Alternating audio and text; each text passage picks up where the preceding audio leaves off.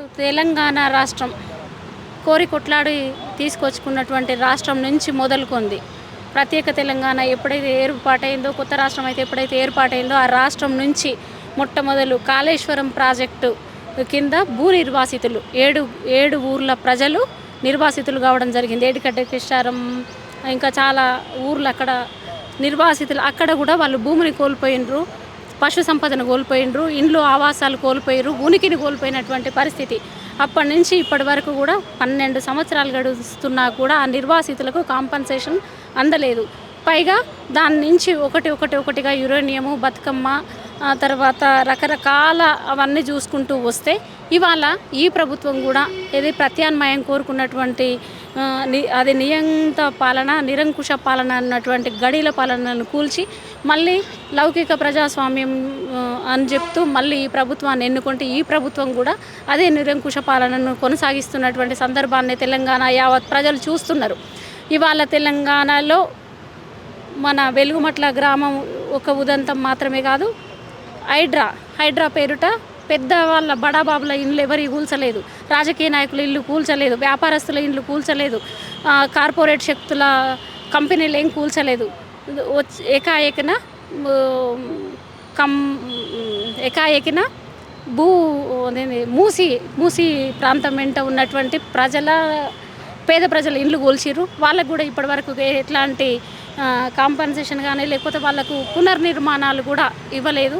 దాంతోపాటు మళ్ళీ గాంధీ సరోవర్ కూడా అంటున్నటువంటి సందర్భం, అక్కడ కూడా చాలామంది బాధితులు ప్రతిరోజు మాట్లాడుతున్నారు. చదువుకుంటున్నటువంటి 1-2వ తరగతి పిల్లలు కూడా, ఇప్పుడే బడికి పోతున్నటువంటి పిల్లలు కూడా మా చదువులు, తర్వాత మా ఇల్లు, మా ఆవాసాలు ఎక్కడ ఎలాంటి పిడుగు ఏ బుల్డోజర్ వస్తుందో అని భయపడుతున్నటువంటి సందర్భం. ఇక ఇంకా కాస్త నగరం నుంచి, అది మూసి నుంచి మొదలుకొని, నగరం నుంచి మొదలుకొని ఇక వెలుగుమట్ల గ్రామం ఖమ్మంలోకి కూడా ఈ బుల్డోజర్లు వెళ్ళినాయి. అక్కడ ఉన్నటువంటి వాళ్ళు పూర్తి పేద ప్రజలు. అక్కడ భూమి ధరైంది, విలువగల భూమి అయినప్పటికీ అది భూదాన్ భూమి, అది ప్రజల హక్కు. ఎవరైతే ఇండ్లు ఆవాసాలు ఉండవో వాళ్ళ కోసం ఉన్నటువంటి నిర్మించుకున్నటువంటి ఇండ్ల పైన కూడా సర్కారు కన్నేసి అక్కడ ఉన్నటువంటి మంత్రులు, కార్పొరేట్ వ్యవస్థ మొత్తం అక్కడ ఈ ప్రజల ఆవాసాలను కూలగొట్టింది. ఇది కోర్టు తప్పని కూడా చెప్పింది. అట్లా చాలా రాజ్యాంగంలో పొందుపరిచినటువంటి జీవోలను కూడా ఖాదరు చేయకుండా, లెక్క చేయకుండా అక్కడ ఉన్నటువంటి మంత్రులు కూల్చడం చాలా బాధాకరమైనటువంటి విషయం.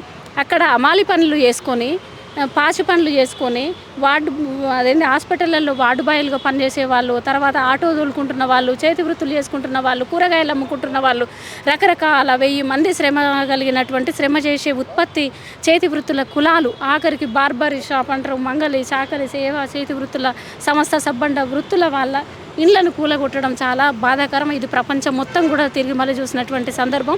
అక్కడ మనం ఒక అమాలి సోదరుని కూడా మనం చూసినాం.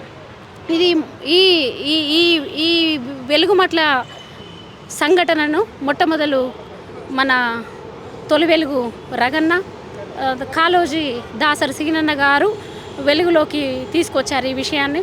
అక్కడి నుంచి ఎవరో ఫోన్ చేస్తే అక్కడ టోల్గేట్ కూడా దాటక ముందుకే వీళ్ళని అరెస్ట్ చేసిర్రు. పోలీసులు సహకరించాలి, ప్రజల సమస్యల మీద పోరాడుతున్న వాళ్ళకు సహకరించాలి.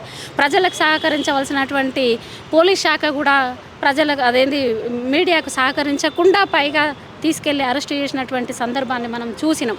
ఈ కమిటీ నుంచి రేపు ఒక పోరాట రూపం తీసుకోబోతుంది. ఆ పోరాట రూపానికి అందరం భాగస్వామ్యం కావాల్సిందే. అయితే వెలుగుమట్ల గ్రామ ప్రజలకు అటు మంత్రులు మాత్రమే కాదు, అక్కడ ఉన్నటువంటి కలెక్టర్లు, తర్వాత ల్యాండ్ ఆర్డర్ కూడా వీళ్ళందరూ సహకరిస్తారన్న నమ్మకం సన్నగిలిపోయింది.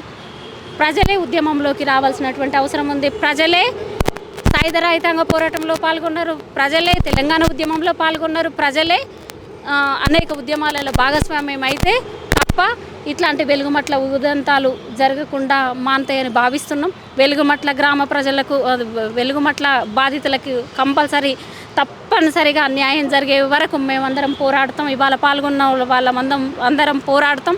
ఆమె రాజకీయ పార్టీ, ఒక సంస్థ కనుక మా డిమాండ్ కూడా ప్రజల నుంచి వచ్చిన, ప్రజల తరపున మనమందరం ఆమె కూడా తప్పకుండా కుమ్మెరగట్టు 2 నెలల పాప పైన జరిగినటువంటి సంఘటన పైన ఆమె నిరాహార దీక్ష ఒకటి చేయాల్సిన ఆమరణ నిరాహార దీక్ష చేయాలని మేము డిమాండ్ చేస్తున్నాం.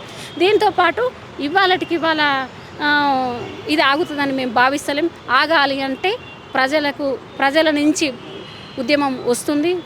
ప్రజా పోరాటం నుంచి గాంధీ సరోవర్ అయినా తర్వాత ఇంకా తదితరమైనా జరగకుండా జాగ్రత్త పడాలి అని పడతామని కోరుకుంటూ ప్రజల తరపున నాయకులకు సరైన బుద్ధి చెప్తామని ఆశిస్తూ సహకరిస్తున్నటువంటి పేరున మీడియా సోదరులందరికీ తెలంగాణ ఉద్యమ అభివందనాలు తెలియజేస్తున్నా.